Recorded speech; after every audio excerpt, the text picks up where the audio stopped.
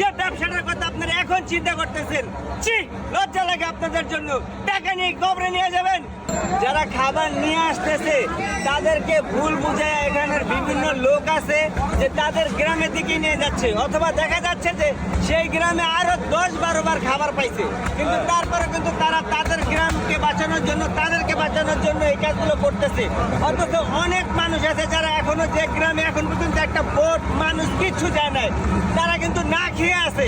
তো সেই মানুষগুলোর দিকে আপনারা কিন্তু একটু নজর দেন প্লিজ। হয়তো আপনাদের একটু কষ্ট হবে, কিন্তু আপনাদের একটু কষ্টের জন্য অনেক প্রাণ কিন্তু বেঁচে যাবে। প্লিজ দয়া করে একটু আপনারা গ্রামের ভিতরে যাবেন, প্লিজ প্লিজ প্লিজ। আজকের এই দিনটাতে অন্তত পক্ষে গাদ্দারি করেন না ভাই।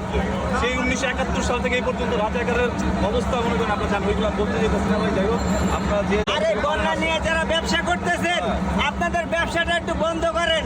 ব্যবসা তো সারা জীবন করেন।